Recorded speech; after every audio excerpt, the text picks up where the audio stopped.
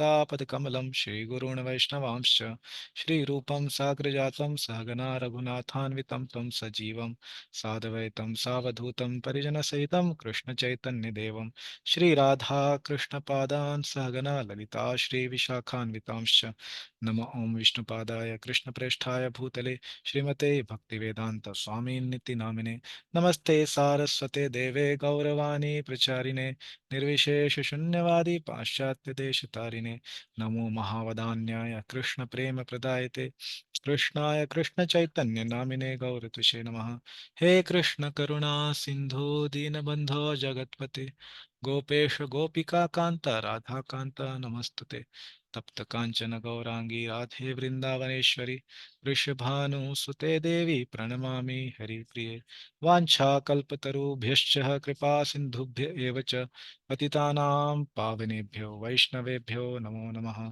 जय श्री कृष्ण चैतन्य प्रभु नित्यानंद श्री अद्वैत गदाधर शिवासादि गौर भक्तवृंद हरे Krishna Krishna Krishna Hare Hare Hare Ram Ram Ram Hare Hare Hare Krishna. So before we begin, Arjuna Prabhu is not able to join in the beginning, so I'll give a short introduction about me. Okay. So my name, as all of you are already seeing, okay, Adi Bhagwan Das. So I am staying here at ISKCON NVCC Pune in the Brahmachari Ashram. So uh, in short, yeah, I completed my education from the engineering background and completed in 2013 from NIT Surathkal. I did my BTech in electronics and communication. Okay. And then 4 years I worked in the Arjuna educational institutions, which was there in Surathkal, Mangalore. Okay. And Radheshyam told all of us to do a good setup of this academy situation there. And then after that, we completed that in 2017. And then I joined Brahmachari Ashram in 2017. So I joined not here, but in Dharwad. There is a place near Belgaum. Okay, at that temple.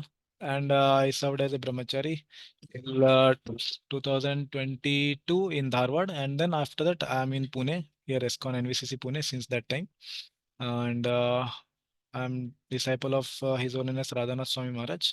And my generally inclinations are more to read the Shastras and also teach devotees. And by teaching, I understand that I can learn the subject matter deeper. So that's why I take more of such kind of services. So previously, for the last batch, I taught Bhagavad Gita. So this is first time actually I'm teaching Nectar of Instruction. So if there are any mistakes or anything, then all devotees, please forgive me. And yeah, as such, while I was in the previous temple, I was doing some congregation preaching as well as youth preaching there, and doing some house programs and Sunday feast classes and all.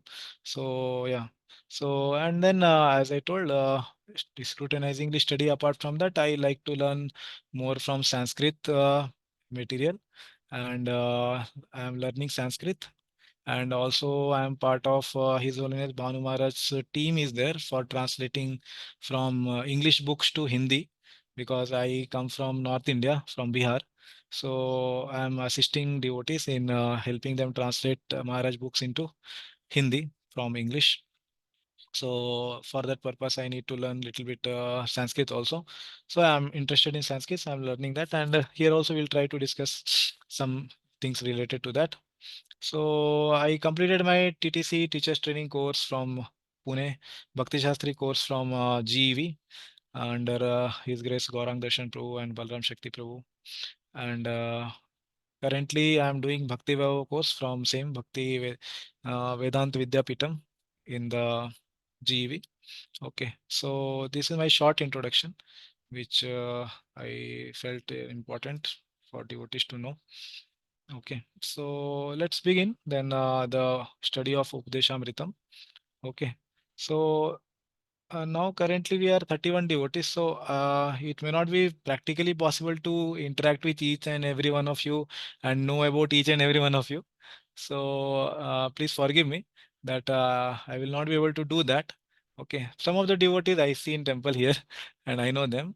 Okay, so maybe will not be able to interact with everyone. But as the course flows, I can make sure that devotees are interacting, and we'll come to know about each and every one of you. Okay. If you are participating in the classes, obviously. So we'll come to know about each and every one of you, and gradually we'll come to know each other. So don't worry about that. Okay. So, and also my way of giving class is more about discussion and involving students, and teaching directly from the Shastras instead of speaking many stories, and instead of speaking many mental concoction things. So if you are finding sometime it is very plain, then please let me know. Okay. But generally my way of presentation is little plain. Okay. You will get to know in some time. Okay. So let's begin. I will be sharing my screen. Okay. So let me know if you are able to see. Okay. So I have some PPT to share. Mm,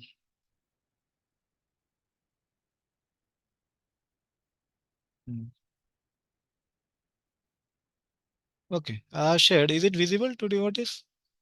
Yes, Prabhuji. Yes, Prabhuji. Okay. Mm, okay. So we are just going to discuss introduction to Updeshamritam today.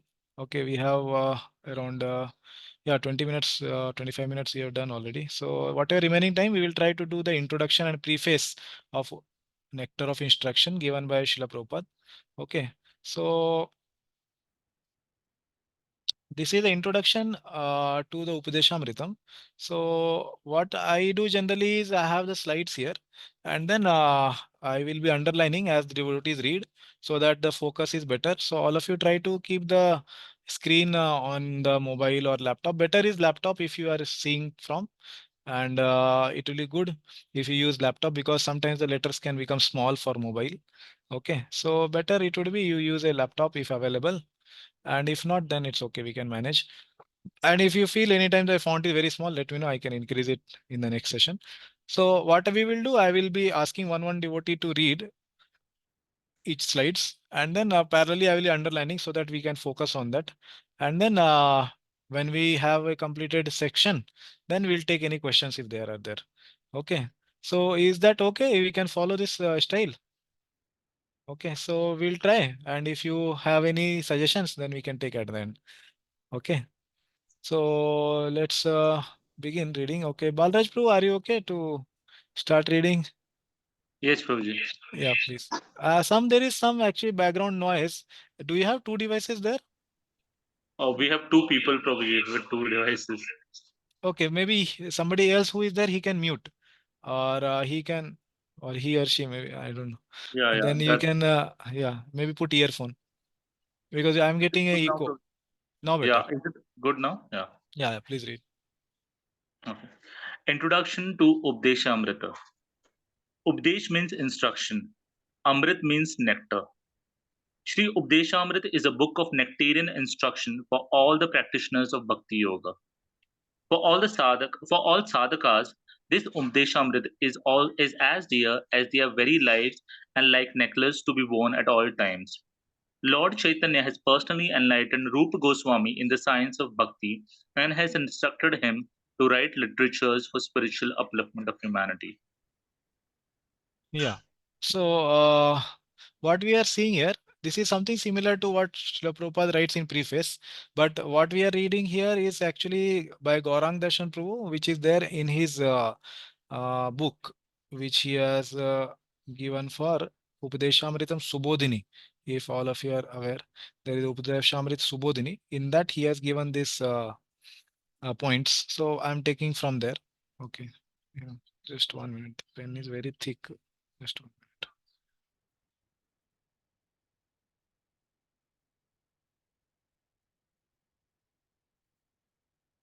Yeah, yeah, better. Yeah, so Upadesha means instruction. This many of us from Hindi background or Marathi background, we can understand easily that Upadesha means instruction, and Amrita is nectar. So how Prabhupada defined is very nicely. He has coined this word nectar of instruction. Okay, so that's why the word comes nectar of instruction. He has combined it into English. Okay, and this is a book of nectarian instructions. So although there are only 11 instructions in the book, but it's a nectarian instruction. Yeah, many times devotees also feel, yeah, very small book. Sometimes we come from a background where we have big books, bulky books to study. So there is small book to study, we feel good. So not nectarian in that sense that it's small to study, but it is nectarian in the sense that it is ranging from the very beginning to a very high level. Okay. So from the verse number 1 to 11, it's going and completing all the phases of bhakti from sadhaka level to a siddha level. Okay, in that sense. So as here he's writing for all the practitioner of bhakti yoga, it is there. So all the practitioners are who? There are two types of practitioners. Practitioner means obviously it is different grades. There is Rupa Goswami's description. There are three.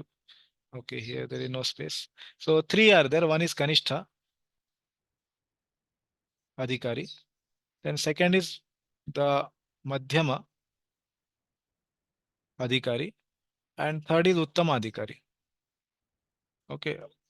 So these three are the practitioners who are there in the bhakti path. Okay.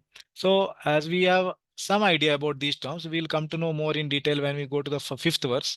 Okay. In the fifth shloka, there will be more description about these three terms, Kanishta, Madhyama, and Uttama. But as such, we have some idea. Kanishta means that person who is just a beginner. Madhyama means he is at least practicing for some time bhakti and he knows the principles and he knows the shastras, but he may not be able to quote very nicely the shastras. And Uttama is that practitioner who is practicing since many years, very well learned in the Shastra, and also he can quote and he can also understand what is the path of bhajan. Okay, so this is in very short the definition of these three terms. And now he is saying for all sadhaka, the Updeshamrita is as dear as this very lives, as their very lives. Okay, and their very particular word is used like a necklace. So this word actually in Sanskrit is coming from kantha har. Okay. So it's a har, like we have the tulsi beads in the neck, right? So it's a har. Har means that which is worn on the neck. Okay. And kantha har. So it is a necklace which is worn on the kantha. So what is the purpose of necklace? The purpose of necklace is in general to show to others. Okay. Obviously, it has some ritualistic thing also, but generally nowadays people wear it for showing others. So this Upadeshamrita, when we are studying, we will be reciting also Upadeshamritam. So when we recite and memorize, it becomes actual kantahar. So that we can recite it whenever we want and we can take the nourishment from it after understanding what are the shlokas, what are the meanings of each word. And then when we recite, it can give us so much of encouragement in our bhakti at difficult times and at good times also. Okay. So that is the meaning of kantahar. Actually, in one sense that we should be able to memorize them, the 11 shlokas. Okay. And we can try to recite it whenever we have a need of it. Okay, like that. And then this is a very important point, which is a philosophical point, which we'll be discussing in the next slide. So this says that Lord Chaitanya has actually personally enlightened Rupa Goswami. Generally, we see that we have the understanding Rupa Goswami is the author of this book. Okay. Okay. Yeah. So he is the author of the Nectar of Instruction. But here we are seeing that Lord Chaitanya has personally enlightened Rupa Goswami in the science of bhakti. So we have a chapter in Chaitanya Charitamrit, okay, Madhya Lila, chapter 19, okay, where it is mentioned. The what is the title of the chapter? Anybody knows? Where Lord Chaitanya instructs Rupa Goswami? Anybody is aware? Rupa Siksha, okay. Lord Chaitanya's instruction to Rupa Goswami, that's called Rupa Siksha. Okay. So I obviously know many devotees know, but they may not be speaking up. And then he has instructed who?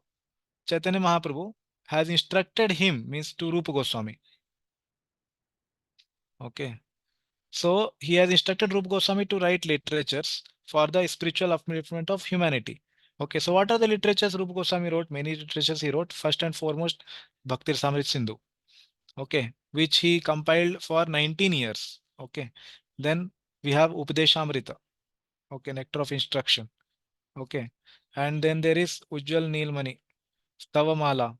Okay. Like that, there are many, many books which Rupa Goswami has penned down. Okay. For what purpose? For the upliftment of humanity. And who in humanity mostly? The devotees. Okay. The sadhakas. Okay. Like that. So what is the praman?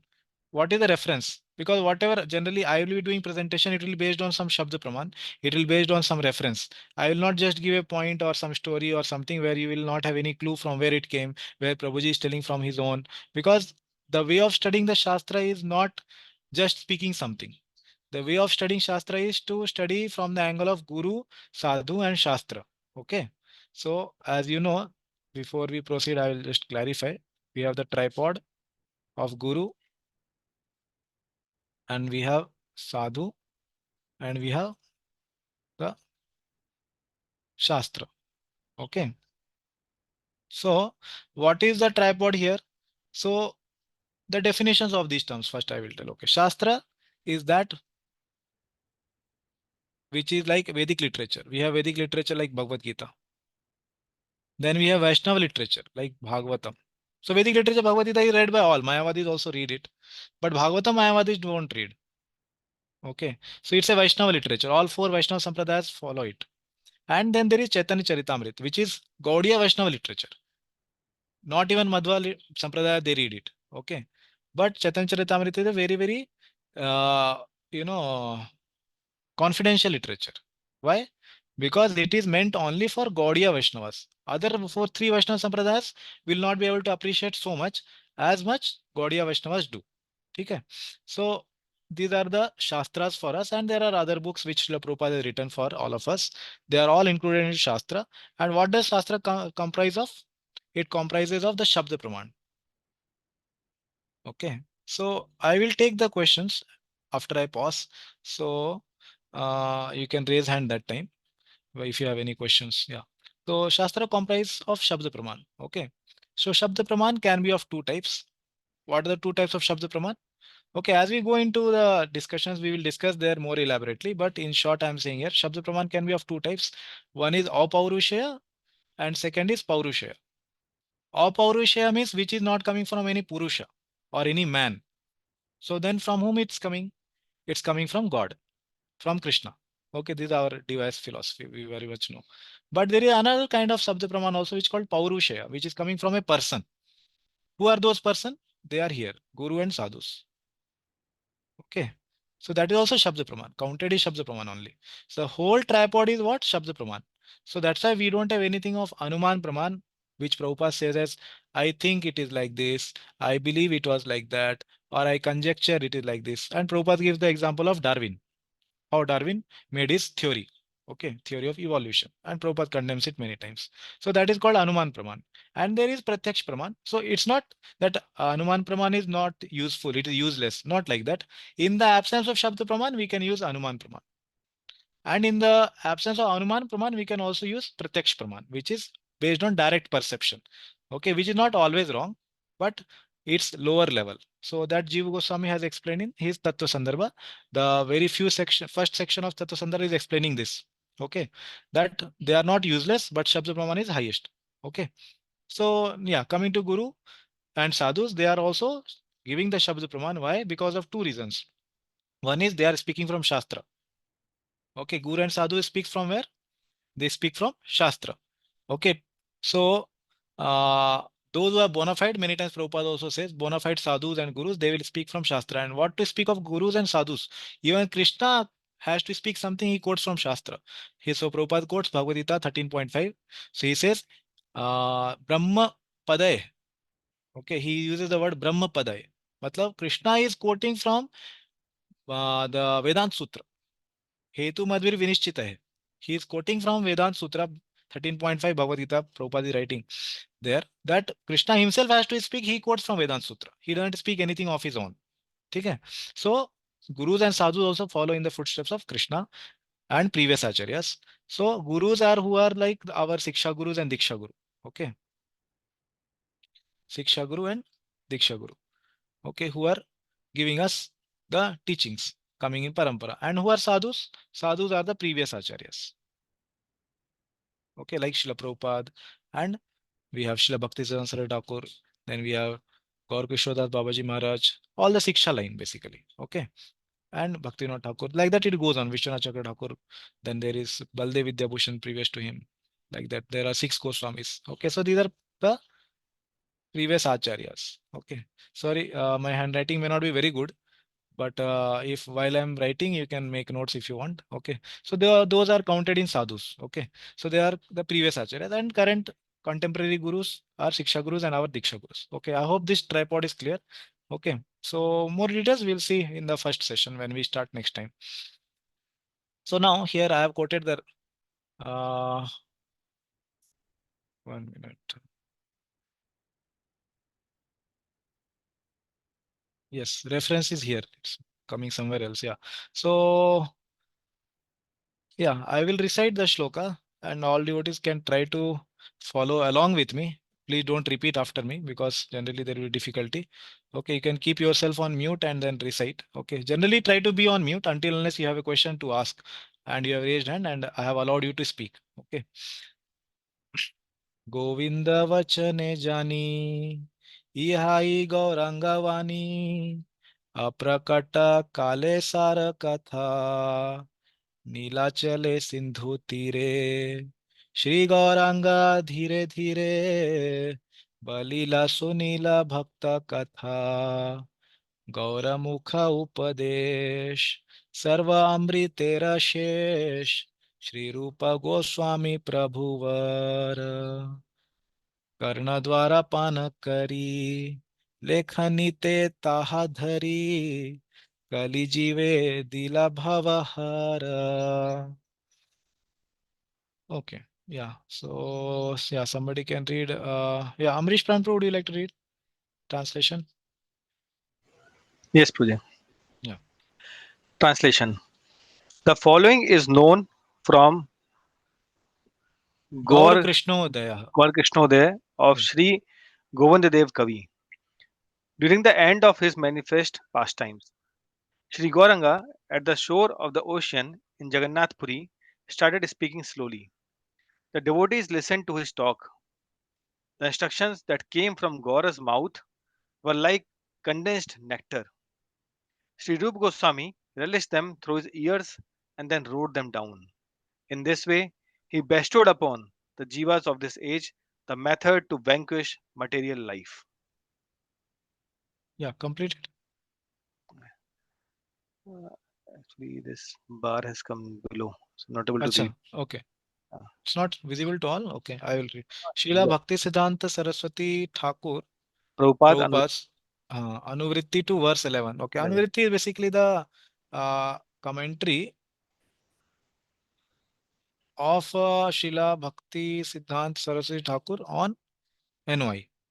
Okay, that's called Anuvritti. Okay, so this he has quoted, this song he has composed in his Anuvritti, and from there I am quoting the reference for what? What is the reference for? A reference for Lord Chaitanya Mahaprabhu speaking what? Speaking nectar of instruction. To whom? To Rupa Goswami. Okay. So this is a reference for that. If anybody asks you, okay, how are you saying that Lord Chaitanya Mahaprabhu has spoken? It's not composed originally by Rupa Goswami. How are you saying that? No, it's mentioned by Bhakti Siddhanta Saraswati Thakur himself. Okay.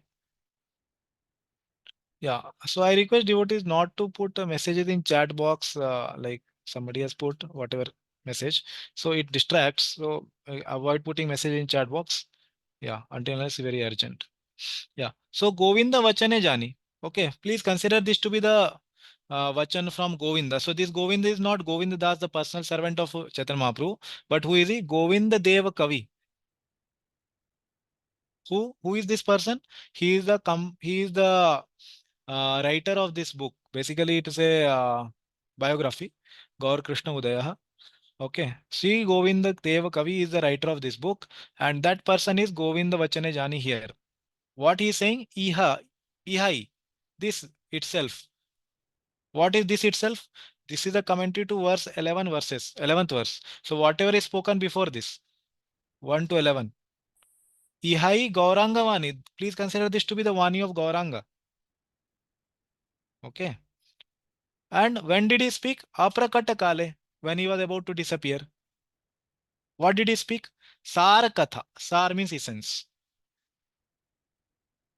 Correct. That's why many times Srila Prabhupada would speak that nectar of instruction is the essential teachings. Okay. So it's a Sar Katha. Okay. And where did he speak? Neelachale. In the Jagannath Puri. And where in Jagannath Puri? Sindhu Tire. At the banks of the ocean. Okay. And how did he speak? Shri Gauranga धीरे धीरे. ये तो बहुत सबको पता रहेगा. धीरे धीरे मतलब धीमे धीमे बोला. हिंदी में मराठी में पता रहेगा. धीरे धीरे बोला. तो यहाँ पे translation is also there. He spoke slowly, speaking slowly. Okay. And who were hearing? While he was speaking Balila, Sunila Bhakta Katha. Okay. There were devotees around who were hearing it. Sunila Bhakta Katha. Which Katha? Sar Katha. They were hearing.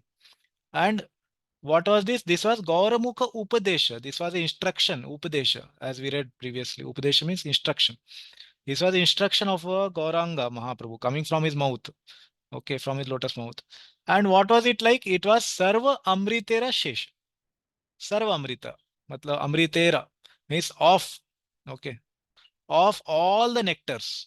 Shesh means essence of all the essence. Okay. Remnants of that, like that. And who was the prime hearer among all these people who were like Bhakta Katha, Sunila Bhakta Katha? Among these Bhaktas, who was the prime hearer? Sri Rupa Goswami was the prime. How do we know he was the prime? Vara. This word Vara is the indication that he was the prime hearer. Okay, like we have Amazon Prime. Correct. Means you are prime member. So here he is, the prime member is Rupa Goswami. Prabhu Vara. Okay, and how did he hear? Karna Dwara Pana Kari. He was not hearing, he was drinking. How did he drink? He drank it through the ears. Okay. Generally, we drink from the mouth, but that is the assets of this material world. But here, he is drinking the asset of the spiritual world. So that's why he is drinking it from the spiritual ears. Karna Dwara Panakari. And then what he did after this? Lekhanite Taha Dhari. And then he wrote it down. Okay. In which form? He wrote it down in the form of a nectar of instruction, which we are going to study. For whom did he write? Kali Jive. For those conditioned souls of Kali Yuga. Okay. And for them, what did Dila means? He gave. What? Bhavahara. Bhavahara. Sorry. Hara. Hara means to take away. Right. Like Hari. Hari means that one who takes away miseries. Like that. Hara. So he wanted to write it down for the people of this Kali Yuga to vanquish material life. Bhava. Bhava is material life. Right. Hara means to vanquish or to remove. Okay, so that is the simple meaning of this song which Bhakti Thakur has composed to his 11th verse. Okay, I hope this is clear. And this gives a reference that NOI is originally spoken by Chaitanya Mahaprabhu. So originally Chaitanya Mahaprabhu actually spoke 45 verses, out of which only 11 Rupa Goswami penned it down in NOI. Okay, so just for your information that he spoke many more verses, which is mentioned where? This is mentioned in this book, Gaur Krishnodaya, it's mentioned. It has many more verses. Chaitanya Mahaprabhu spoke it, and Rupa Goswami took 11 of them and put it in his book. Okay, so that is the context of the whole NOI which we are going to study. Okay, so anybody has any question on what we discussed till now?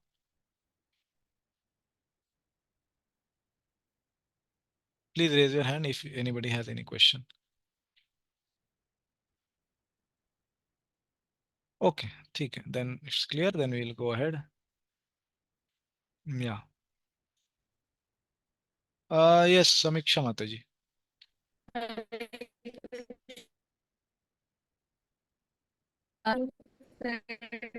Your voice is breaking. Your voice is breaking. I don't know if it is breaking for me only. Please speak again. Hare Krishna, am I audible? Yeah, please speak now. You talked about the tripod of Shastra, Guru, and Sadhu, no? So in that you were talking about this also you talked about SB and CC. So I missed that part.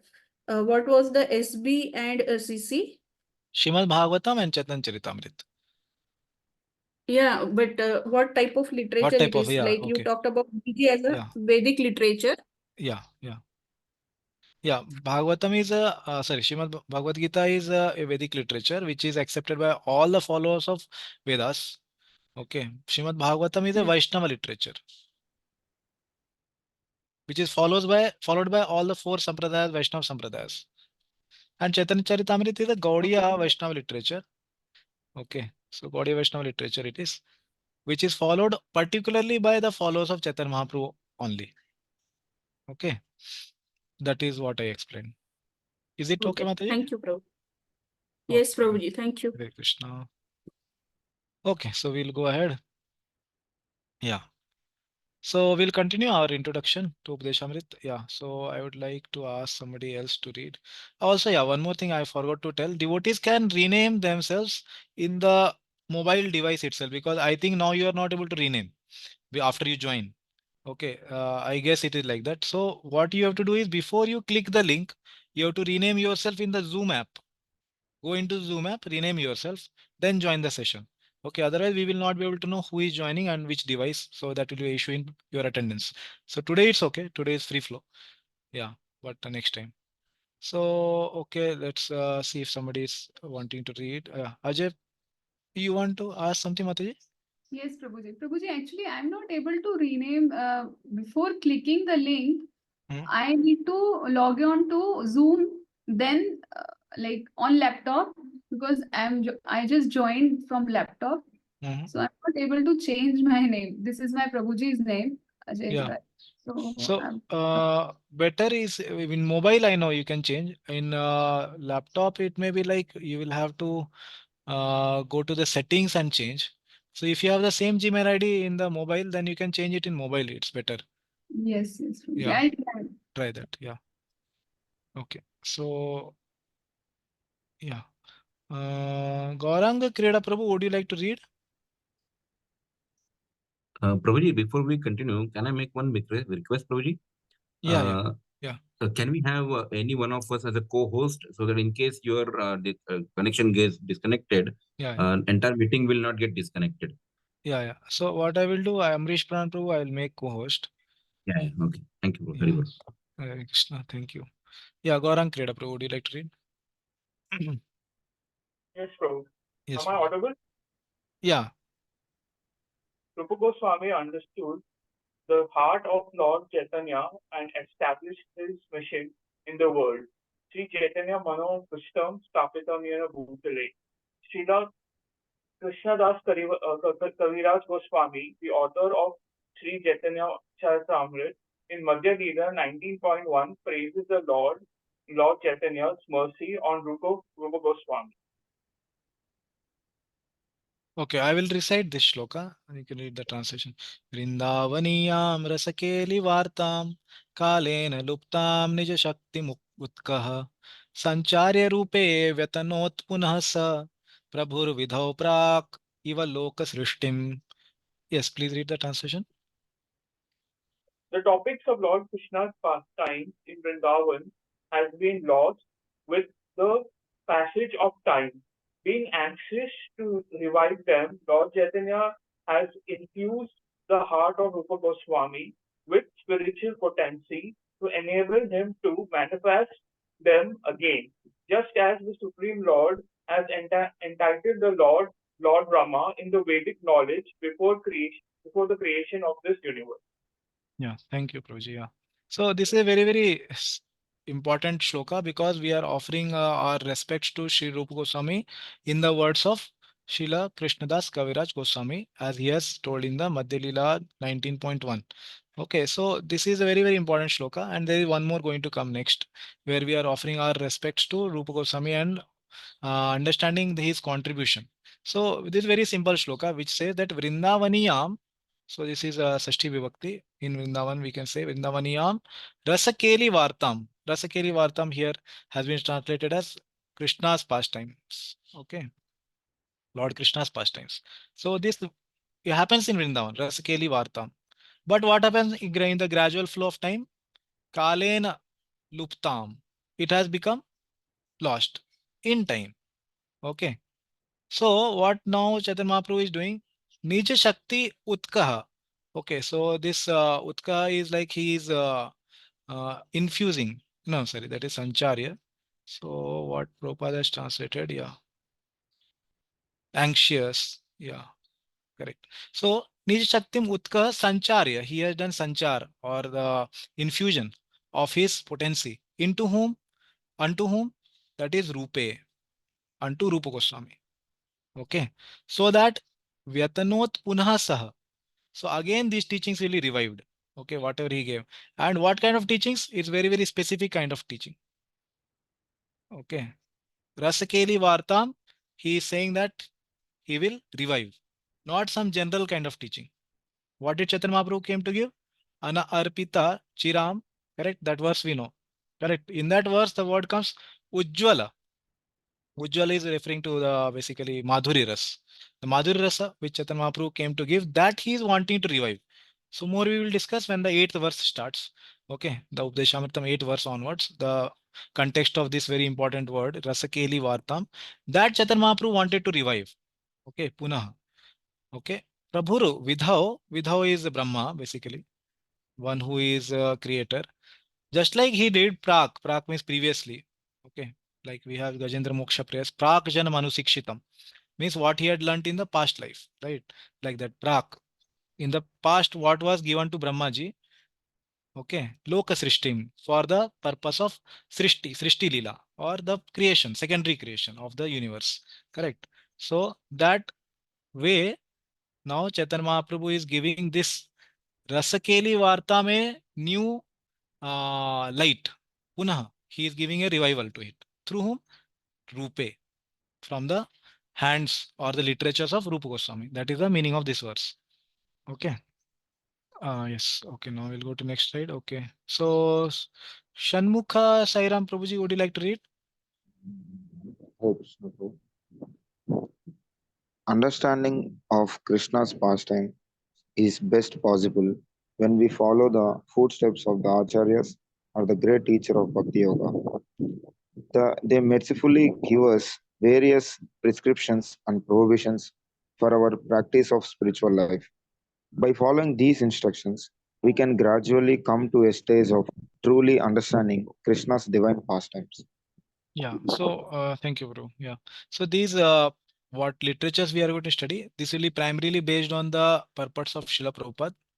Okay, Srila Prabhupada has given his, as he says, these are my ecstasies into the Nectar of Instruction book. So it's a small book. All of you must have seen. If you don't have, you can purchase it, or you should have a soft copy of it at least. So Rupa Goswami has taught 11 verses, but if we just read those 11 verses, we cannot understand what he is meaning to say it and how should we follow it. So for that, what we have to do is we have to follow what the acharyas they are explaining. So that's why Prabhupada explains also in the 10th canto that how the following the path of Acharya is very, very important to understand the original literature. Okay. So as we go ahead in our discussions, we will be discussing majorly from Srila Prabhupada, and there are some commentaries by Bhakti Siddhanta Saraswati Thakur, as we saw Anuvritti. Some important points wherever it's required, we will take. And then previous to him, Bhakti Vinod Thakur also has written two commentaries actually on this book. One is Updeshamritam Bhasha, which is a song form of explanation. Another one is Upadeshamritam Piyusha Vritti, like that. Okay, so the flow of nectar. So that also we'll discuss sometime whenever required. Okay, so I will show the list of the commentaries later. But basically, the point I'm trying to make, following the footsteps of acharyas. Okay, that is very, very important point which I mentioned. For what? Understanding the pastimes of Krishna and the literatures as given by Rupa Goswami. So as we sing, Rupa Raghunatha Pade Hoibe Akuti. Kabhe hama bujhabo Shri Yugala Piriti. So the one meaning of this can be Rupa Raghunatha Pade, means the lotus feet of Rupa Goswami and Raghunath Goswami. Okay, Raghunath Das Goswami. But the other meaning, which many times Prabhupada also explained, is Rupa Raghunatha Pade means the Pada, the compositions, what they have contributed, like Nectar of Instruction, Bhakti Samrit Sindhu. Okay, these are all books which they have composed. Pada also means the stanzas or the verses they have composed. So Jiva Goswami has composed 4 lakh verses. So That is the meaning. Rupa Raghunatha Pade Hoibe Akuti. When I am having attachment to those padas or to the compositions of Rupa and Raghunath, then what will happen?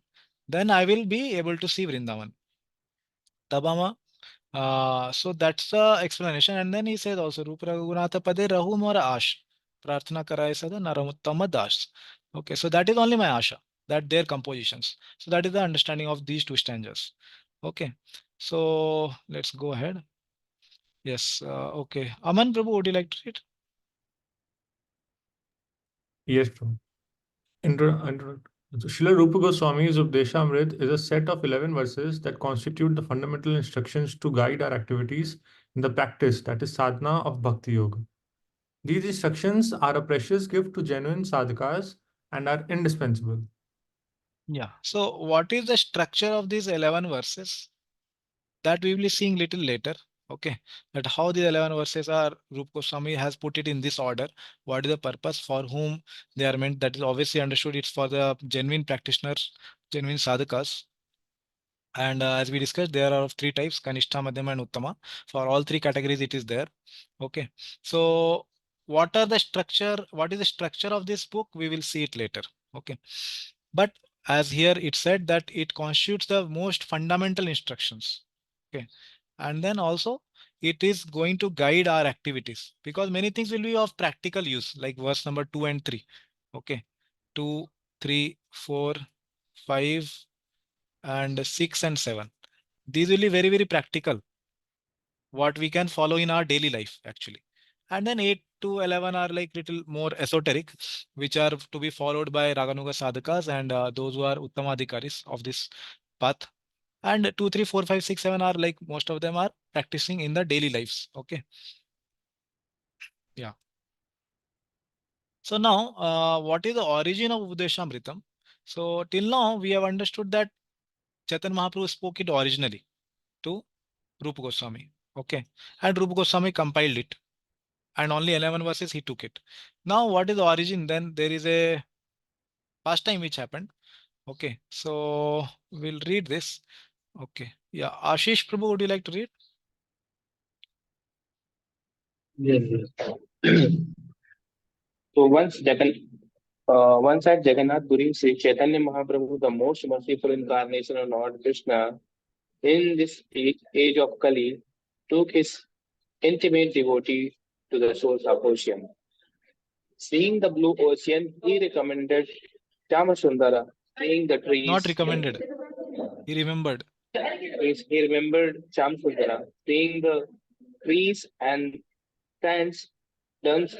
There is, he remembered Vrindavana and Govardhana, and became overwhelmed in the ecstasy of separation from Lord Krishna. With great difficulty, the devotee brought him to the external. With great difficulty, the devotee brought him to external Consciousness. consciousness. Yeah. Yeah. Yeah. The Lord Chaitanya began to softly instruct the devotee, among whom was Srila Rupa Goswami. Rupa Goswami recorded the instruction in the form of 11 verses that became famous as Sri Deshamrita. Yeah. So this is what we discussed earlier. And this is explained. It happened at the shore of the ocean. So if you remember, we discussed this verse of composition of Bhakti Thakur, Nila Chale Sindhu Tire. Correct. So that translated into a story form. Yeah. And this is another verse which is very, very important, where we offer our obeisances to Rupa Goswami. And it's a composition in Chaitanya Charitamrita, it is there, Madhya. So this is a very, very famous verse. We'll try to recite it. Okay, you can be on mute and repeat along with me. Priya Swarupe, Daita Swarupe, Prema Swarupe, Sahajabhirupe, Nijanurupe, Prabhureka Rupe, Tatan Rupe, Swavilas Rupe. So many times the word Rupa has come here. So obviously it means that it is belonging to Rupa Goswami. But it's not like that. It's not only Rupa Goswami. There are other people also. Swarup Damodar Goswami is there. Okay. So let's read the meaning. Yeah. So, okay. Who has not read till now, they can read. Okay, Priyanka Mataji, would you like to read? Hare Krishna Prabhuji, yes, Prabhuji. Hare Krishna. Indeed, Srila Rupa Goswami, whose dear friend was Swarupa Damodara, was the exact replica of Sri Chaitanya Mahaprabhu, and he was very, very dear to the Lord. Being the embodiment of Sri Chaitanya Mahaprabhu's ecstatic love, Rupa Goswami was naturally very beautiful. He very carefully followed the principles enunciated by the Lord, and he was a competent person to explain properly the pastime of Lord Krishna. Sri Chaitanya Mahaprabhu expanded his mercy to Sri Rupa Goswami just so he could render service by writing transcendental literatures. Sri Chaitanya Charitamrita Madhya Leela 19:1-1. Yeah, thank you very much, Mataji. So, yeah, so this is a very, very famous verse. So it says Priya Swarupe, Daita Swarupe. So indeed, Srila Rupa Goswami, who was his dear friend? Swarup Damodar Goswami. Okay. And he was the exact replica of Sri Chaitanya Mahaprabhu. Okay. And he was very, very dear to the Lord. Sahaja, Sahaja means naturally. Abhirupe means of a similar form. Like that. He was exact replica in that sense. In what sense? Not in the physical form, but Sri Chaitanya Manobhishtam. What was in his mind, he exactly understood. So in that sense, he was exact replica. Not that physically Chaitanya Mahaprabhu was golden, Rupa Goswami also golden. That is not the actual meaning here. Here the meaning is exact replica means Sri Chaitanya Manobhishtam in the Siksha line. The Siksha line he was exact replica. Okay. So Sahaja Abhirupe.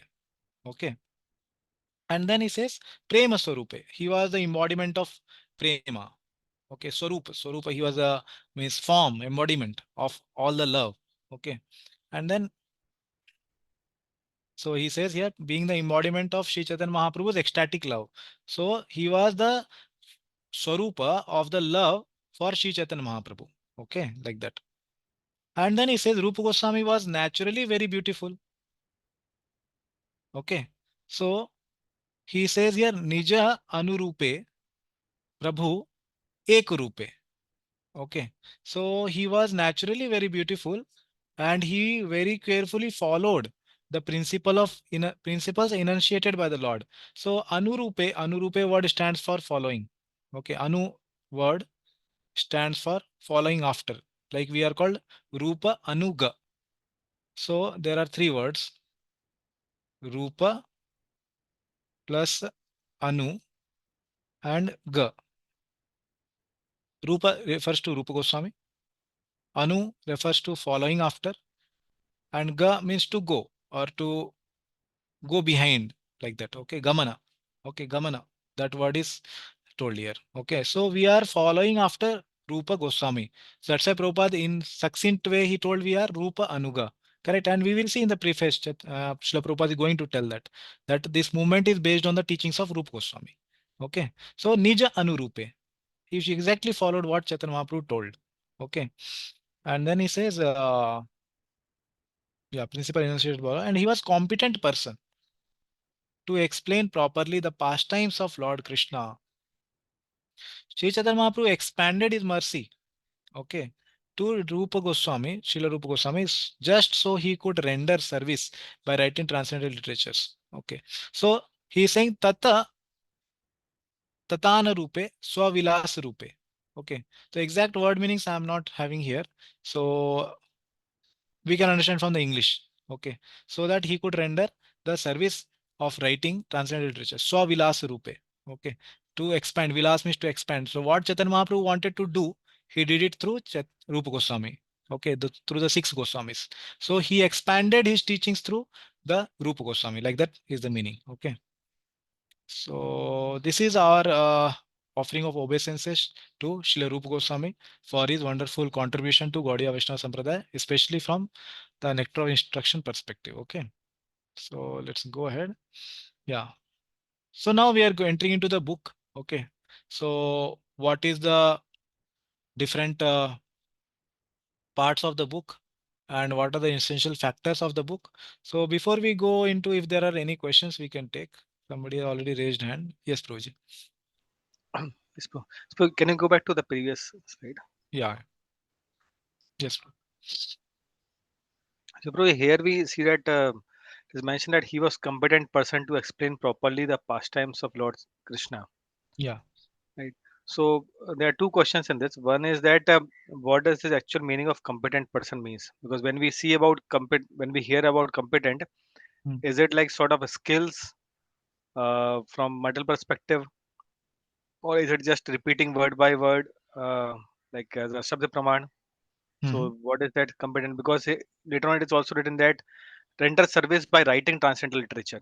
Correct. So because he was very learned and a very a scholarly person, therefore Mhm. he was chosen. Hmm. So what does that mean? Because when we say about bhakti, uh, generally we say that the mental competence and these things doesn't matter. So, Okay. yeah. Yeah. So, yeah, as far as I understood the question, you're asking, is it only material competence which matters? So, yeah, surely answer is not only that, but one cannot say that it doesn't matter also. Okay. Okay. Like we will see ahead that when Jiva Goswami came to Vrindavan, Rupa Goswami first sent him to Varanasi to study under the Vidyavachaspati, Madhusudan Vidyavachaspati to learn Sanskrit, and then from Raghunath Shiromani to learn the Nyaya Shastras, to become acquainted with all the Vedas and Vedangas. Okay, four Vedas and six Vedangas, so that he can comment, he can write literatures, he can compose literatures. Jiva Goswami could do that because he was sent to study under these two personalities. And then when he came back to Vrindavan, then actually he was endued with so much with devotion also, being an association of Rupa Goswami, and he is himself a Nitya Siddha, Jiva Goswami. So both are important, Prabhuji. What is more important if you ask? Devotion is more important. Okay. Like we understand character and competence both are there. But competence is not only enough. Character is always required.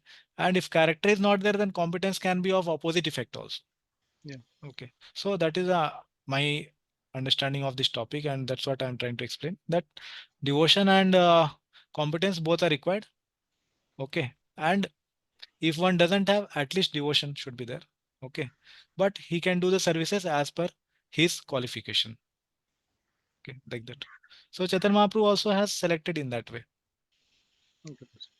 Is it answering your question? Yes, Praji. Because it got answered that both are required. Both are Because at personal level, practice devotion is okay. But if Yeah. we want to like write and Yeah. take things ahead, then certainly these things are required. Yeah. Like So the we can examples see, given to Summit became very clear. yeah, Srila Prabhupada also, he didn't instruct everyone to write of his disciples. And he also did not instruct everyone to edit. He told at one time, there should not be any changes made in my book. But he appointed editors like Jayadvaita Swami Maharaj to edit the books, same books. Mhm. Okay, so the instructions are given to a particular qualified person who have that material qualification as well as spiritual qualification. At the same time, he told also Giriraj Swami Maharaj to write books. So when Prabhupada has instructed some few people like that, they do that service and it goes on in parampara like that. So that's how it is. Yeah, that's what my understanding is. Okay, thank you for the question. Okay, so we will go ahead with the, yeah. So now these are the four essential factors of a book. So any book which we study, we have to understand what are the important factors of that book so that we can understand that book nicely. Okay. So here is a verse I will recite. Adhikari cha sambandho vishayascha prayojanam granthadav eva vaktavyam anubandha chatushtayam. Very simple. Four things are to be mentioned before Grantha Adav. Adav means, like we say, na Adav Guru Padashraya or Adav Shraddha. Means Adav means in the beginning there should be Shraddha, or in the beginning there should be Guru Padashraya. That is the meaning of the word Adav. In the beginning of what? Grantha Adav. In the beginning of the literature. What should be done? Vaktavyam. One should speak. What one should speak? Anubandha Chatushtayam. Chatushtayam means four things. Okay, these four things should be spoken in the beginning of any literature. Okay, what are the four things? First is, we will go as per the order written here. Okay, Vishaya, Adhikari, Sambandha, Prayojanam. Okay, these are the four aspects of any book which should be studied in the beginning of the book. Okay, because we are going to study it very systematically. So these are the four aspects. What are the meanings of each word? Let's see. So firstly, Vishaya, that is subject matter of the book. Okay, so subject matter of the book, the Bhakti Yoga. Path of Bhakti Yoga is being described here. Correct? Adhikari, who is supposed to read this book? Who is qualified to read the book? Because many times it happens that there are people who don't know which book to be read and which book not to be read. Even in Bhakti scriptures, I'm saying. There are some books which are supposed to be read by only some devotees who are qualified for those level of books. And there are some level of books which everybody can read, like Bhagavad Gita, and there are some level of books which one can read after 5 or 10 years. So one has to understand who is the adhikari for which book. Otherwise, if everybody thinks that, like we have the example of the milk of the lioness. So every container is not the adhikari of that milk. If you keep it in some plastic or keep it in some aluminum or stainless steel, it will melt with that lioness milk because it's so strong. So there has to be a particular container. I believe it is a golden container. So it has to be in that container only the milk can be kept and stored. So adhikari, what is the patrata, the qualification of the person? Okay, the person eligible to read the book. So these four terms I will explain in the next uh, slide. Okay, in detail in the context of NOI. Okay, third is sambandha, the relationship between the book and the Vishaya. Okay, and four, the prayojana, goal to be attained by understanding the book. Okay, so this basically is quoted by my one of the very senior uh, gurus, Siksha gurus, whom I learn a lot. He's Hari Parshad Prabhu. So he has quoted this shloka. So many of the presentation things I have taken from him. Okay, I learn a lot from him. So Hari Parshad Prabhu has quoted this shloka and then he has explained also in this way. Okay, so I will ask somebody to read. Prajapati Gopinath Prabhu, are you available to read? Yes, Prabhu. Yeah. Yeah, please read.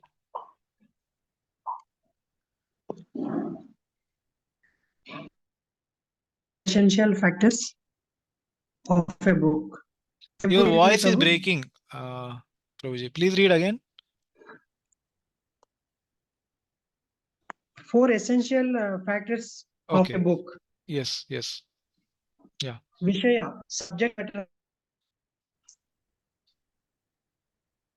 Second instructions on Vaidehi and Raga Marga Bhakti, which will focus on attaining the mood of servitude to Radharani and Radha Kunda. Second is Adhikari, the person eligible to read the book. Originally meant for Srila Jiva Goswami, anyone practicing Vaidhi Bhakti and aspiring for Raga Bhakti is an Adhikari. Third, Sambandha, the relationship between book and the Vishaya. The subject matter is Vachya, described, and the book is the Vachaka, describer. Thus, the Sambandha is that of Vachaka and Vachya. Fourth is Prayojana, the goal of the goal to be attained. Fixedness.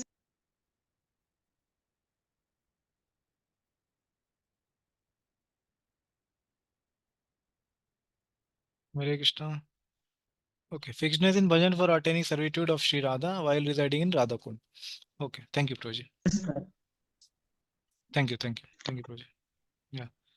So, yeah. So, as I told, these four things of the book are explained here. Vishaya, subject matter of the book.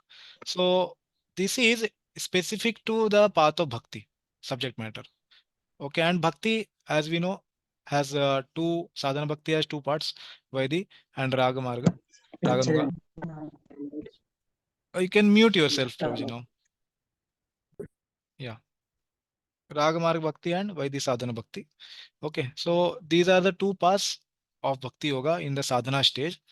Okay. So specific focus on attaining the mood of servitude to Radharani and Radhakunda, as we will see in the verses 8 to 11, that Rupa Goswami himself will say that iti upadesa saram. Okay. What is that upadesa saram? That we will see in the 8th verse. the essence of all the instructions. He has just given 11. Of that also, he's saying there is only one which is very essential. Okay, so that we will see. Okay, that is Vishaya, Adhikari, who is a qualified person. So originally meant for Jiva Goswami. Now somebody may have a doubt that how somebody is saying that it's originally meant for Jiva Goswami. Is it not meant for us?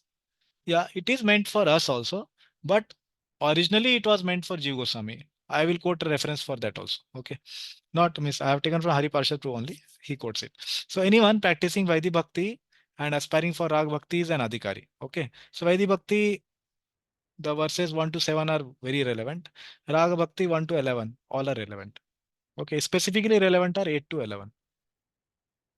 Okay, Sambandha, relationship between the book and the Vishaya. Okay, so Vishaya is the subject matter and the book is NOI.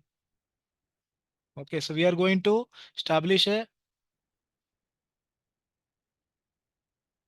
relationship between the subject matter and the book.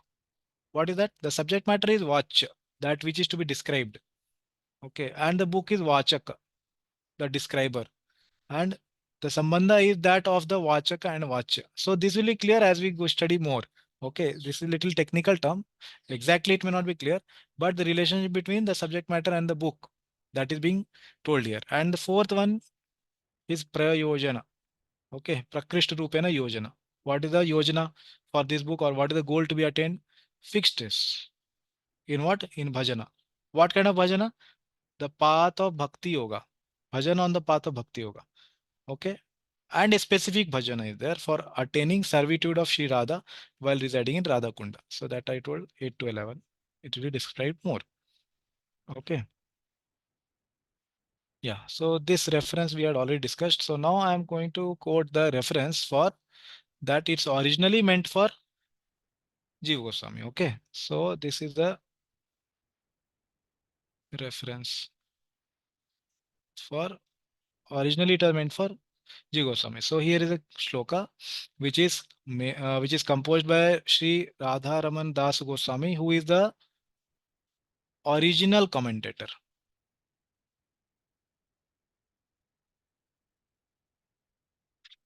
on Nectar of Instruction, Updeshamritam. He is the first, original means the first commentator, the first one to comment. After him, Bhaktivinoda Thakur, he wrote a commentary. After him, Srila Bhakti Siddhanta Saraswati Thakur, he wrote a commentary. After him, Srila Prabhupada wrote a commentary. Okay, and Bhaktivinoda Thakur has written two commentaries. Okay, one is in the song form, other one is in the commentary form. Okay, Gadya and Padya, like that. Okay, so who is the first commentator? Just like for Srimad Bhagavatam is Sridhar Swami. Chaitanya Mahaprabhu very much adores him. Okay, in the same way, Radharaman Das Goswami is the first commentator on this book. Okay, so what is his introduction? Radharaman Goswami. So I will tell you the introduction. Yeah, so Radharaman Goswami, he is uh, the disciple of all of us know about Gopinath. 1 minute. Radha Raman. Yes. Yeah. Srimad Radha Raman Das Goswami was a descendant of the brother of Srila Gopal Bhatt Goswami's disciple, Sri Gopinath Pujari. Okay. So I'll read again. He was a descendant of the brother of Srila Gopal Bhatt Goswami. Okay. So Gopal Bhatt Goswami, we all know among the 6 Goswamis. So he is the descendant of the brother of Gopal Bhatt Goswami. Okay. And who is that? Shri Gopinath Pujari. Okay. Gopal Bhatt Goswamis. So I will try to write here. Okay. So we have Gopal Bhatt Goswami. Gopal Bhatt Goswami. Okay. So his disciple is Gopinath Pujari.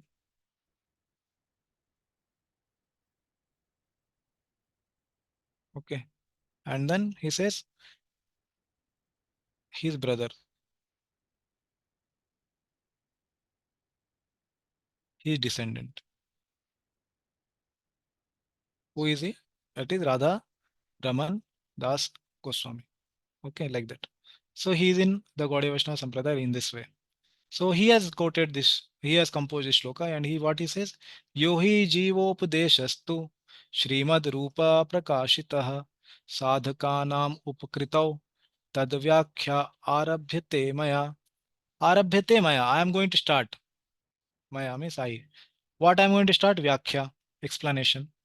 Okay. What explanation I am going to start? Tad Vyakhya. Vyakhya of that. What is that? Yohi Jiva Upadeshastu. That which was given as an Upadesh to Jiva Goswami. That which was given as an instruction to Jiva Goswami, that I am going to do Vyakhya now. Okay. And Srimad Rupa Prakashitah. It was revealed to Rupa Goswami. Who revealed? Prakashitah by Lord Chaitanya Mahaprabhu, as we saw earlier. It was revealed to Lord Chaitanya Mahaprabhu, revealed to Rupa Goswami by Chaitanya Mahaprabhu, and who mercifully instructed to Jiva Goswami, Jiva Upadesha. And what was instructed, what I am going to do, I am going to do Vyakhya of that. And what is the purpose of doing all this?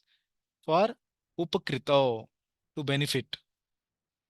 Whom do you want to benefit? Sadhakanam. For the benefit of Sashti Vibhakti again. Sadhakanam, benefit of the sadhakas. Okay. So in English it becomes benefit to the sadhakas. साधकों की भलाई के लिए ऐसा बोल रहे हैं. ठीक है. साधका नाम उपकृतो. Okay. So this is the meaning, and then the translation is these instructions for Jiva Goswami revealed by Sri Rupa Goswami are meant for bestowing immense benefit to the sadhakas. I commence my explanation on these instructions. Okay, this is a very simple translation of the whole thing. So I hope this reference is clear that it was originally meant for Jiva Goswami. Okay, and then who is the Adhikari? All the Vedic sadhakas and all the Raganuga sadhakas, all the practitioner of Bhakti Yoga in Parampara. Okay. Yeah. So now it is 12:30, 12:25. So what we will do, we will take a break for 5 minutes and we'll assemble at 12:30 again and do the remaining part of the session. 25% is remaining. So, and then we will take some questions also before we begin. Okay. So I'm just pausing the recording. Devotees can remind to resume it. Balraj Bro. Yes, Prabhuji. Yeah. If you just go back on the slide, Prabhuji. Yeah. So I'm talking about the 4 essential factors of the book. So the Vishaya that we talk about, right? If you just go on the next one. So the Sambandha, the relationship between the book and the Vishaya. So the Vishaya over here that we're talking about is the Bhakti Yoga is a Vishaya, right? That's what I wanted to confirm. And the book is actually the instruction to the relationship between the instruction and the Bhakti Yoga. How is that? I'm trying to understand this actually. What the Vishaya and what the Yeah, that's our relationship between the book and the Vishaya. Vishaya is the subject matter, that is Bhakti Yoga. Bhakti Yoga. And then how this book connects to Bhakti Yoga. How it connects, it describes the path of Raganuga Sadhana Bhakti and Vaidhi Sadhana Bhakti. That is the relationship. Okay. The book and why describes these two types of subject matter. That is the relationship. Is it okay, Proji? Yes, yes, Prabhuji. Okay. Any other questions? Yeah, Amrish Pran Proji. Yeah. So we can go back to the next slide of the reference of Jiva Goswami one. Yeah, yeah. Yeah, here it is. So yeah. So Pro, you mentioned about Radharaman Das Goswami. Huh. Right. So his brother was mentioned.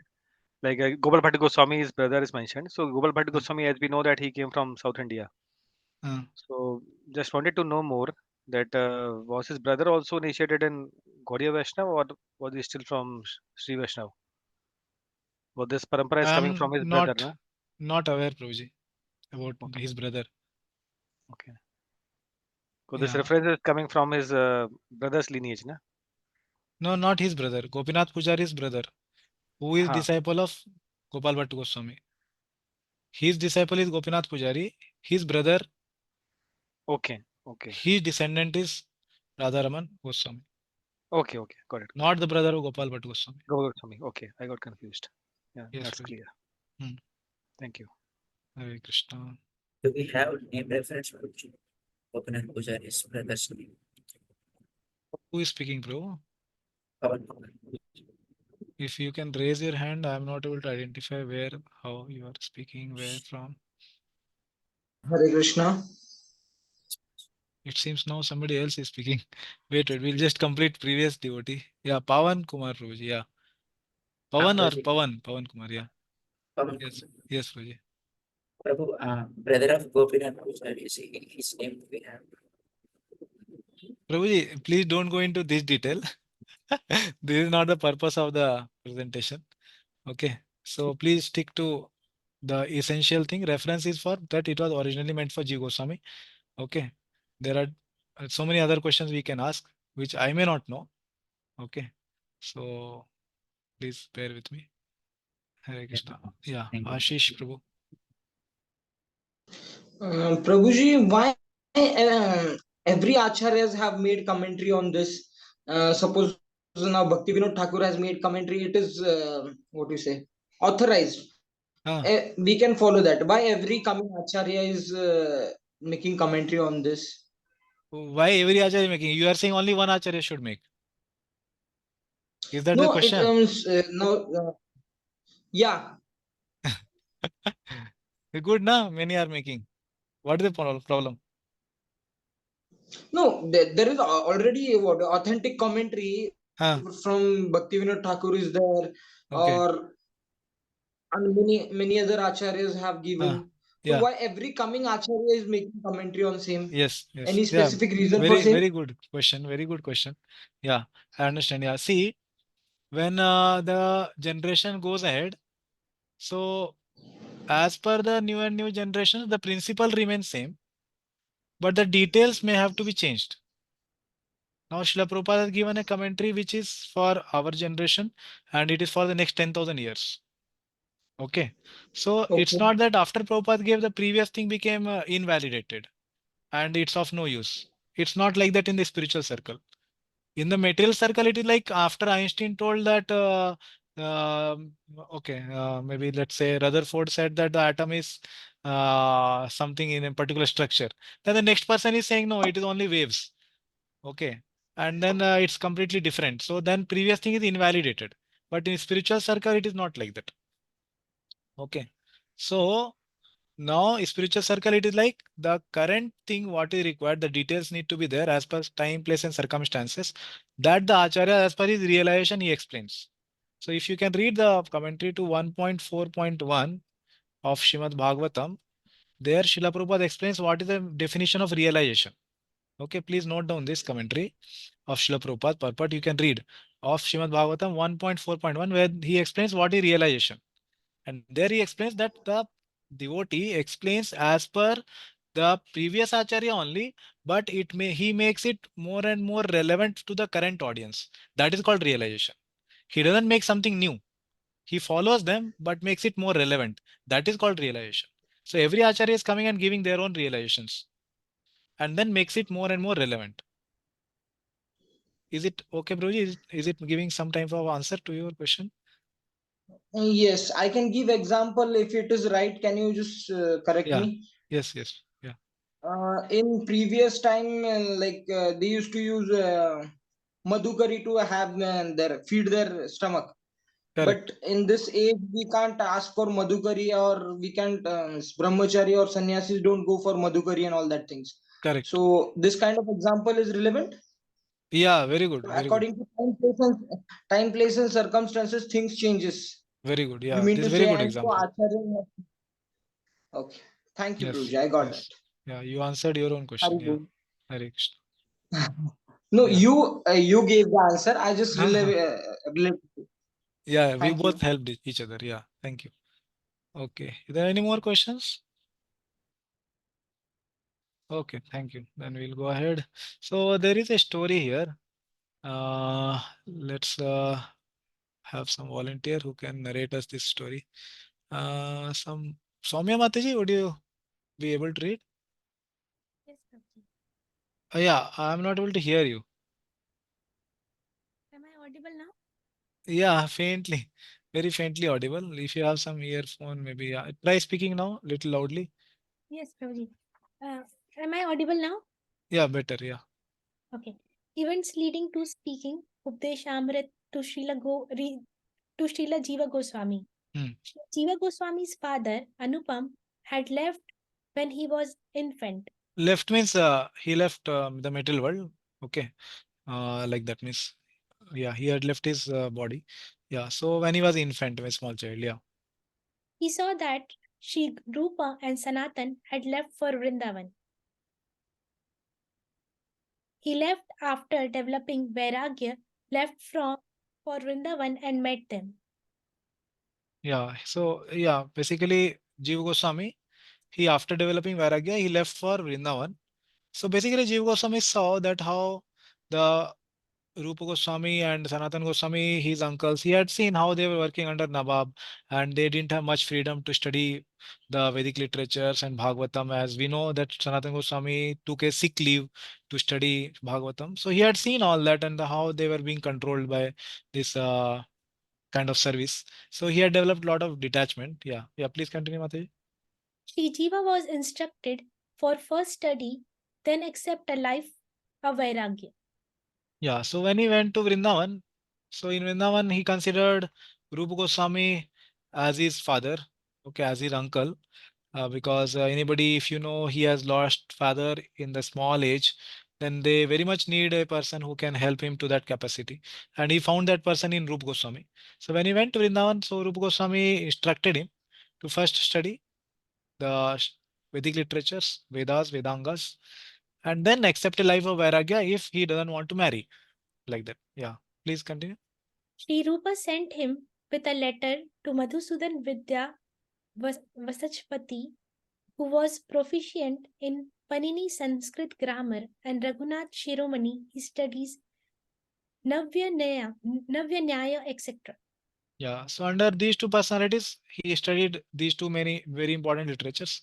One is Panini Sanskrit grammar, and later Jiva Goswami understanding the difficulties with this literature, he wrote Hari Namamrita Vyakran. Okay. Hari Namamrita. He composed this book for the Vaishnavas to learn Sanskrit more easily with the names of Hari. Okay. So yeah, and then second teacher was Raghunath Shiromani. He studied the Navya Nyaya, which is very very important to understand. Nyaya is basically to understand any shastra, any book, to understand what is the meaning of any statement in that book is studied from this Nyaya principle. Okay, okay, called hermeneutics basically in our English language. Yeah, continue, Mataji. After studying this, Sri Jiva returned to Vrindavan and started assisting Sri Rupa in writing Bhakti Rasamrit Sindhu. Yeah, yeah, Sri continue. Vallabh Bhatt visited Vrindavan once and met Sri Rupa.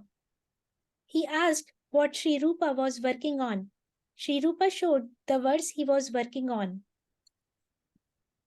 Yeah, so this is the verse Rupa Goswami was composing that time. Bhakti Rasam Sindhu he was writing, and Jiva Goswami was assisting him. He was carving the pencil, and he was preparing the papers, the wooden basically branch leaves, basically.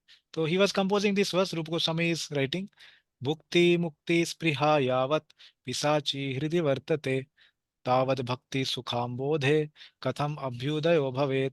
Yes, please read the translation, Mate. How is it possible for the ocean? How is it possible for the ocean of devotional happiness to appear in the heart as long as the witches of desire for sense enjoyment and liberation remain present there? Correct. Bhakti Rasamrit Sindhu 1.2.22.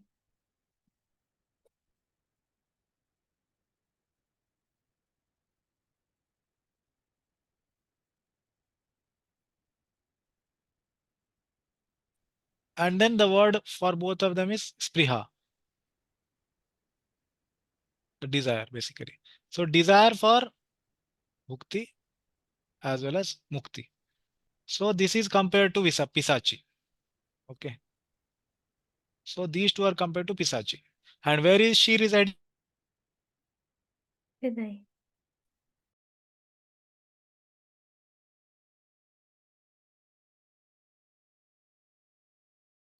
Prabhuji, your voice is not. Abhyudaya. Abhyudaya means to rise or to come up. Udaya, like that.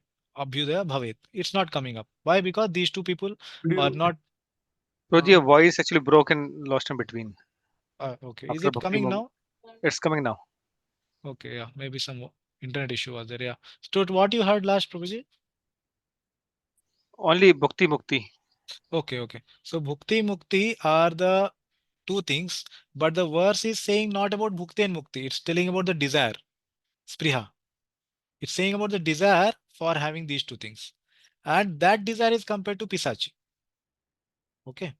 What is the translation for Pisachi? Is witch. Okay, it's witches. Yeah. And where is she residing? She residing in heart, Hridi. And this is a phenomena.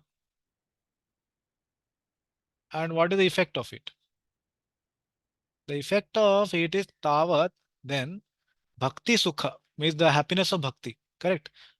We have Susukham Kartum Avyayam. Correct. It gives happiness.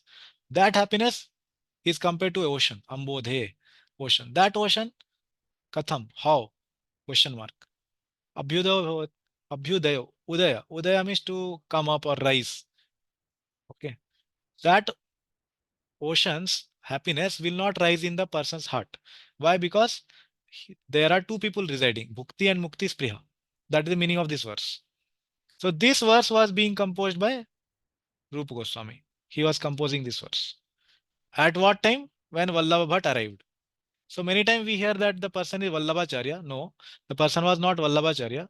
He was another person, Vallabh Bhatt. Okay. So this Vallabh Bhatt is not Vallabhacharya. Okay. He was also a scholar. Vallabh Bhatt is a very big scholar who had arrived there. Yeah. So yeah, Mataji, would you like to continue the story? Yes, Prabhuji. Sri Jiva didn't say anything of the comment to Rupa Goswami at that time, but left to meet Vallabh Bhatt.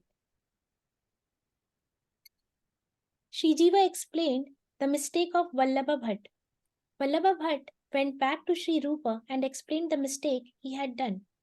So here I want to explain something. The mistake he had done was that he thought Rupa Goswami has written that the Bhukti and Mukti, these two are equivalent to Pisachi. He thought it like this. But actually, what does the verse say? Bhukti Mukti Spriha. The desire for these two, the desire for Bhukti means is material enjoyment and Mukti, liberation. That is compared to Pisachi, not the Bhukti Mukti itself. So the mistake he had done is he thought that he is comparing Bhukti and Mukti to Pisachi because many of the literatures they glorify this. Okay, as per the adhikar of the person. If there is a jnani, he has the adhikar of attaining mukti. If there is a karmi, he has the adhikar of having bhukti. They are their adhikars, and there are Vedic literatures, bona fide literatures for giving that. Okay, so Rupa Goswami did not condemn these two things. He condemned the desire for this. Okay, because the desire should be to serve the Lord, basically. Okay, anya abhilashita shunyam. That is the verse he was composing before this, pure devotional service. So he condemned these two things for practicing pure devotional service. Okay. So now that mistake he had done, that he compared these two itself to Pisachi. That was corrected by whom? By Jiva Goswami when he came to discuss with Vallabh Bhatt. Okay. Yeah. Yes. Please continue. Vallabha Bhatt asked for forgiveness. Sri Jiva was justified in counteracting the mistake of Vallabh Bhatt, but Sri Rupa didn't want the culture of debate of Varanasi to come to Vrindavan. Sri Rupa quoted the following words, pointing his mistake of becoming angry and advised Sri Jiva to stay outside Vrindavan. Yeah. So this is the shloka Rupa Goswami quoted. So this is from Mahasubhasit Bhanda Samagraha. Okay, 1879 verse. Apkarini chet kopah, kope kopah katham nate, dharmartha kama mokshanam, prasahya paripantini. Yeah, please read the translation. Translation: You show anger at someone who harms you in some way. If this is the case, then why do you not direct your anger at itself? This anger of yours is a great obstacle in the attainment of any human goal. Dharma, Artha, Kama, Moksha, etc. Yeah. So what Rupa Goswami said, that you should direct your anger to anger itself. You become angry at your own anger, not on somebody else. Why? Because this anger of yours is a great obstacle. And Rupa Goswami wanted to correct Jiva Goswami by pointing out that mistake, that we don't want to bring the culture of debate of Varanasi as it is there, of Mayavadis debating with others and even sometimes Vaishnavas. So he didn't want to bring that. So he wanted to make sure that Jiva Goswami understands this, because he became angry on Vallabha Bhatt. Okay, and his anger was justified. He wanted to protect the literature of of his uncle Rupa Goswami. So many times this pastime is misunderstood, that Jiva Goswami tried to argue that's why he was ostracized. No, it's not like that, because Jiva Goswami did something which came from Varanasi and he became angry on this person. So Rupa Goswami ostracized him, not for the purpose that he was disrespectful to anybody, or he didn't listen to Rupa Goswami. So many other types of stories are built on this, but that those are not the purposes. Okay, so he didn't want the Varanasi culture of debate to come. Okay, that is the point. Yeah, yeah. Please continue. Rupa Goswami instructs Sri Jiva. Yeah, yeah. We can read the title also. Sri Jiva returns from banishment on request of Sanatan Goswami. Yeah. So here the verse, after he returns, he quotes from his own book, Bhakti Sam Sindhu, Soka Amarsha Adibhi Bhav Adibir Akrantam Yasya Manasam Katham Tasya Mukundasya Spurti Sambhavana Bhavet. What is the Sambhavana? What is the possibility? संभावना भी से ना, हिंदी मराठी में भी बोलते हैं, क्या इसकी संभावना क्या है? स्फूर्ति की संभावना ही क्या है? कब? यस्य मानसम आक्रांतम, जब किसी का मन आक्रांत हो. आक्रांत means what is the translation here? Overrun. Okay. Or anxiety kind of. Akrant. Anxiety of what? Shoka, amarsha, adi. These all things. Okay. Anger, lamentation, like that. So these all bhavanas are there in heart, then there is no possibility of Mukunda Spurti. Okay, that is the meaning of this verse. Yeah, please read. First instruction to Sri Jiva on his request by Sri Rupa Goswami. Yeah, so after coming, so Jiva Goswami asked, okay, I became angry and I should not have done like that. And I didn't want to debate also. So how I should avoid it in future? So then Jiva Goswami was instructed by Rupa Goswami for the first time with this verse. Should I read? What? Vacho Yeah. vegam sakrodha vegam, Yeah. jibha vegam udropastha vegam, etan vegan yo vishet dhira, sarvam api mam prithvim sashishyat. Yeah. A sober person who can tolerate the urge to speak, the mind's demand, the actions of anger and urges of the tongue, belly and genitals is qualified to make disciples all over the world. Yeah. So what is the context of the nectar of instruction? This is the context. Why nectar of instruction was spoken to Jiva Goswami? Because this incident happened. And after this incident happened, Rupa Goswami was asked by Jiva Goswami to instruct him. Not that Rupa Goswami was eager, even though he is the superior, he's not that eager that, oh, yeah, when he will ask me. But he is asking out of his humility. Jiva Goswami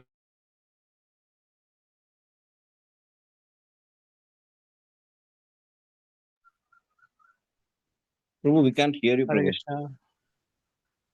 Hare Krishna. Prabhuji got disconnected, I think. Is it for everyone or? Yes, Prabhu. For everyone.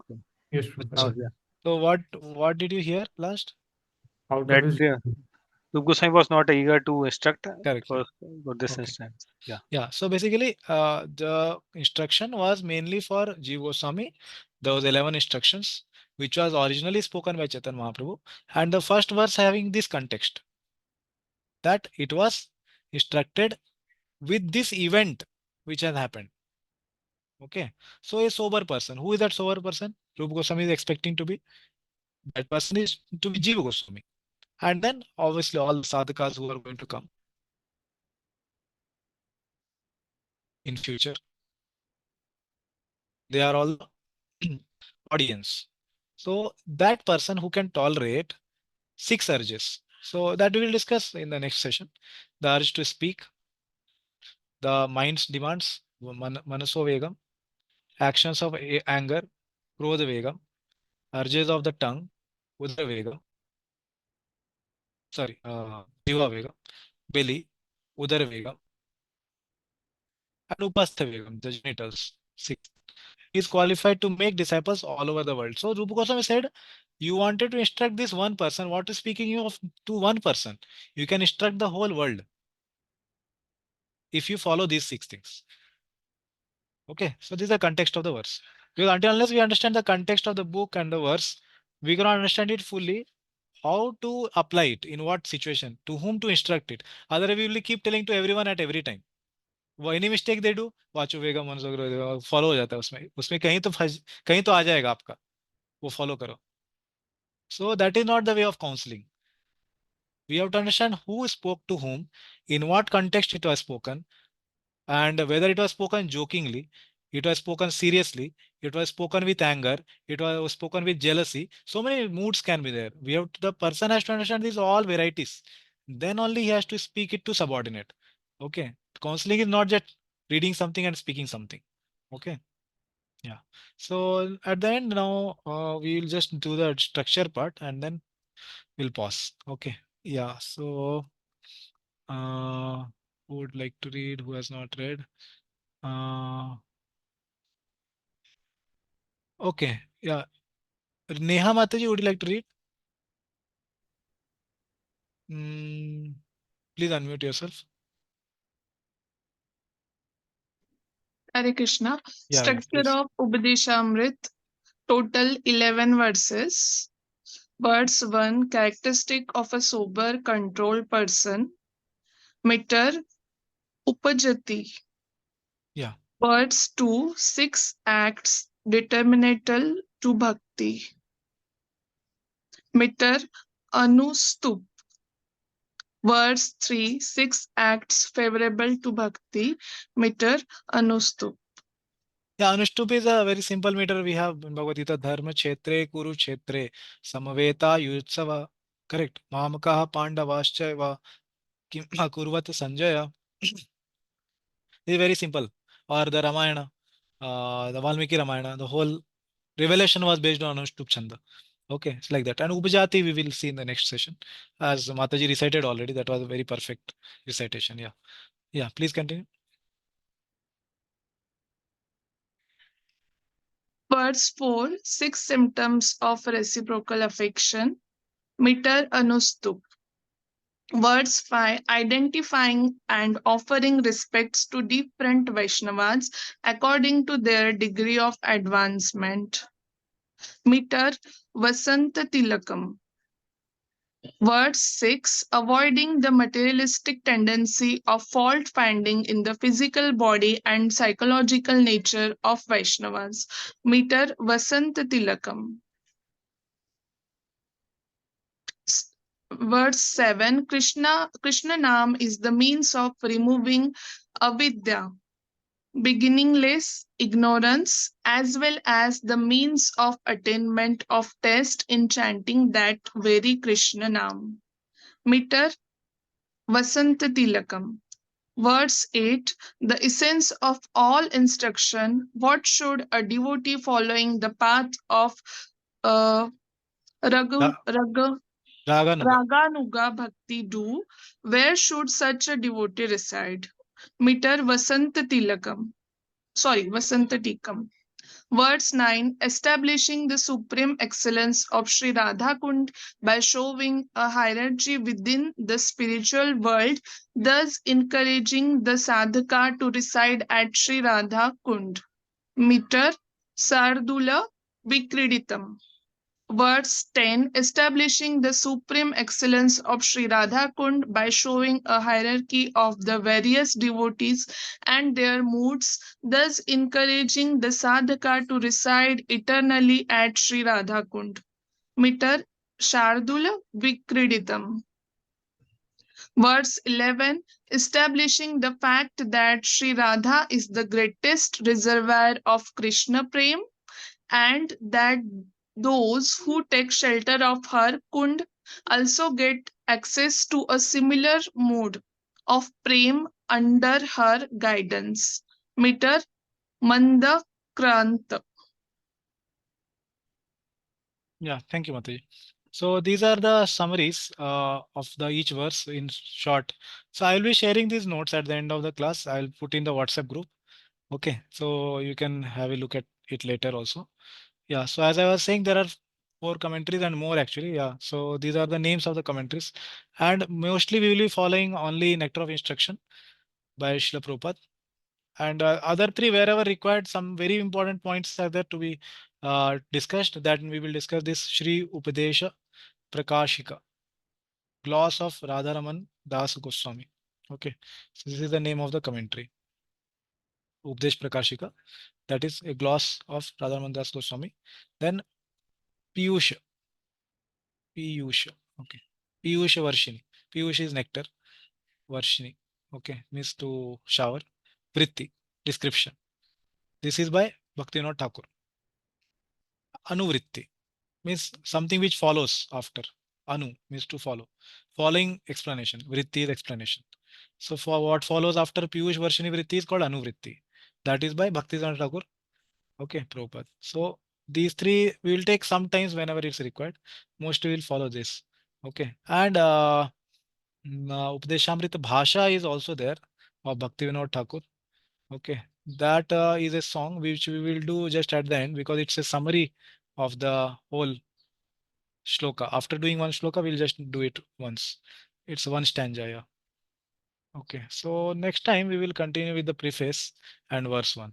Okay, so we'll pause here and take any questions if there are there.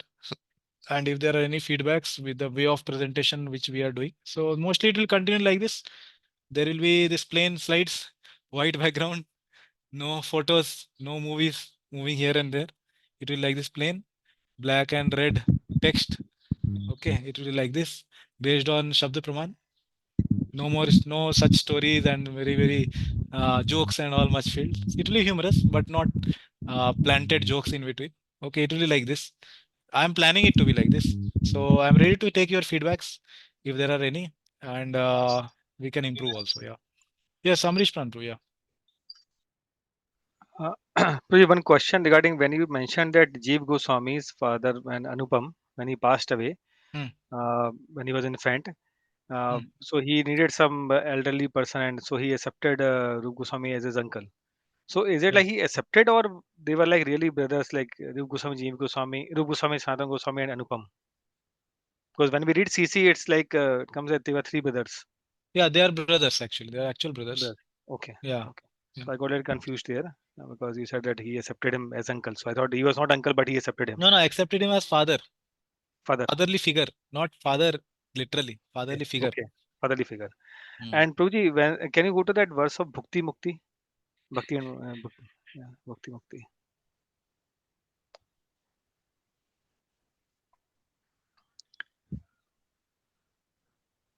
Yeah. Yes, please. So is it is written here, how is it possible for the ocean of devotional happiness to appear in the heart as long as the witches of desire for sense enjoyment and liberation remain present there? So Hmm. this is like for my personal, like I was introspecting Hmm. that still I have not got like full desire to like practice exclusive bhakti. So it's like written Okay. that desire for sense enjoyment. So Hmm. that is still there in the heart. Okay. So that desire of sense enjoyment, it's not like fully vanished. Hmm. So it's mentioned that the uh, ocean of devotional service cannot appear. Correct. But then how do we see that uh, when we go in a sangha of devotees and when we have like at least some taste in bhakti, I'm getting personally Hmm. not much, but at least some is appearing. But at the same time, that desire is also not gone. Correct. Yeah. So with this, it becomes like that. If desire is there, then it should not appear at all. At all. Correct. So first, one should focus totally on giving up sense enjoyment and liberation, desire, and Correct. then one can go for devotional service. So Yeah. can you elaborate please on this a little bit? Yeah, I can elaborate. There is not much time to elaborate. I can do it in next session. I Okay. will answer you in short, Prabhuji, now. Okay. Yeah. This Sure. question I was already planning to answer because it will keep coming again and again from many devotees. So in the next session, first I will answer this question, then only we'll go ahead. So as such, I will tell you one very simple thing is that I want to ask you one question.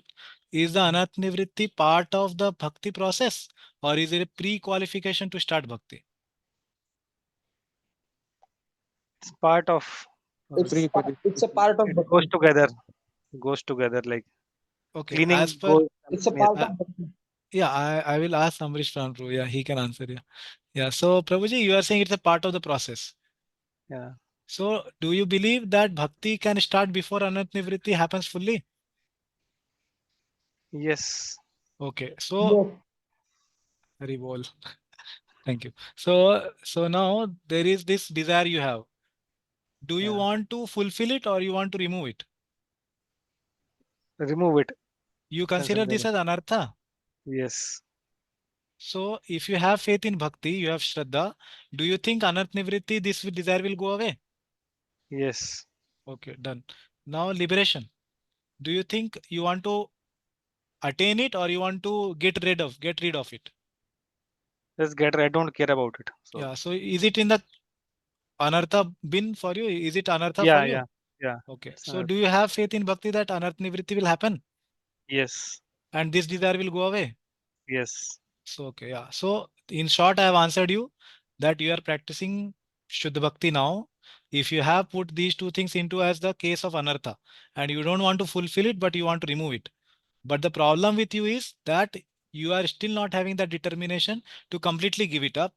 Okay. Yeah. But you have made a vow that I will give it up and your goal is prema.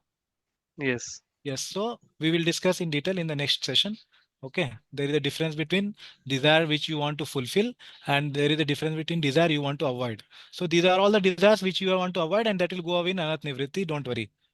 Okay. Okay. Got Yes. it. Any other question?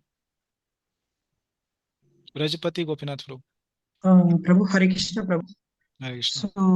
So next week can we attend offline because this online is a problem. So some hour times and disturbances. So as you suggested, a minimum 10 devotees should be there, right? For as per your Disturbance you are saying from my majority. side or your side? No, my side only, Prabhu. Because Okay. though we at home, some distances will be playing and some outsiders. So our request is offline. So as suggested by you, minimum 10 devotees should be there for offline, online, Yeah. offline, right? As per your side. Yeah. So I request like admin can put some poll, like Yeah. voting Arjuneshwar Prabhu options. is So going to put the accordingly, poll. Arjuneshwar Prabhu, our primary teacher, is going to yeah, put the sure. poll. He is busy in one yatra actually. He Yes. will do it. Yeah, thank you, bro, for that. Hare Yes, Krishna. please. Thank you. Offline class would be more comfortable. Yes. I appreciate all of your inputs.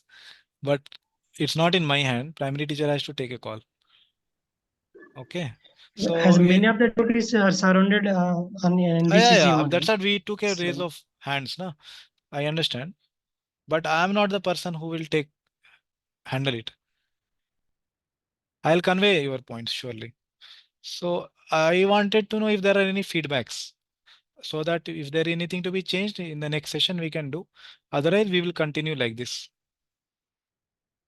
Anybody has any negative feedback, positive feedback, neutral feedback? Yeah, okay. Balraj Bro. Balraj or Balraj, should I call? Yeah, you can call any Balraj Prabhuji. Okay, Anything. yes, Proji. Yeah. So I just wanted to ask, you'll be sharing the notes, right? So Ah. I wanted the notes in this particular format. Is it going to be sent in this format? This means what? The plain or without notes, without a write-up? With your notes, I want. Yeah, it will be sent like this. Yeah. Okay, like this only, right? Yeah, Okay, not it will be sent like cleaned up, right? plain. No, not plain. Yeah. This is what I want. Thank you. Okay. Yeah. Thank you, Prajay. Okay. Ashish Prabhu. Yeah, Prabhu. So, Prabhu, I like this presentation. The reason is we are not deviating from the topic and we are sticking to the context of in that NOI. Yeah. So, yeah, that's my positive feedback. Yes. Thank you. Thank you. Thank you very much, Prabhu. Yeah. Shriji. Yeah. Who? I don't know what is the name. Yeah. Please go ahead.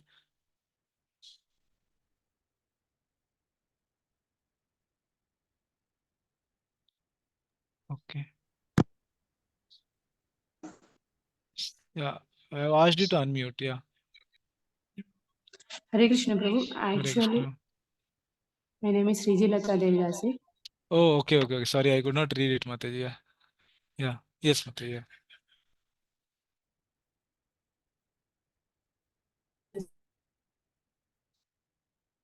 Please go ahead. Yeah. Hare Please tell. Yeah. Vallabha, but you are telling that he's not Vallabhacharya. Not Vallabhacharya. Yeah. But actually, we will talk one thing that is related to Not about clear, our Mataji. Your voice is meeting. breaking.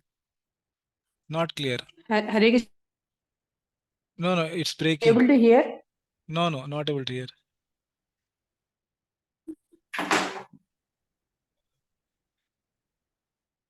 One minute, Prabhu. Yeah. Yeah. Okay. Anybody else has any comments, any questions? Prabhu, Hare Krishna. Still, it is not very Hare clear. Krishna. Still, it is not very clear. Maybe some issue with the signal. Yeah, Prabhu. Okay, that's Yeah, yeah, okay. yeah. Now Prabhu. it's Next better. week Yeah, I speak will. now. Yeah, now it's better. Speak. Actually, there is a one thing we heard that Prabhupada, Smriti Munarji is Ah, helped Prabhupada. So he had a busy something which is displayed of which where the Vallabha Bhatta is not obedient to Sridhar Swami. So that pastime is no in CC. So that was came in BTG, but that Smriti Muraji, who is the follower of Vallabhacharya, she was not happy that, and Prabhupada replied back. okay. So is that not same Vallabha as Vallabha? Actually, first thing I could not hear you clearly. I'm confused. First thing I could not hear you clearly. You can put a WhatsApp message to BVRV. I will read and reply, or ask the question in the next session. Yeah, Okay. we will ask in next session, Prabhu. We will ask in next.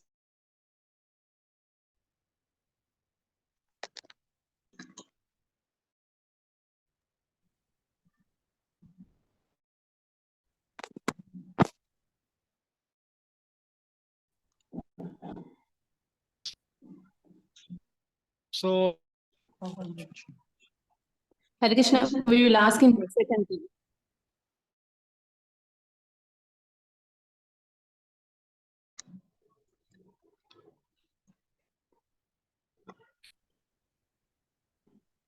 Hare Krishna, Hare Krishna, Krishna. Is it audible?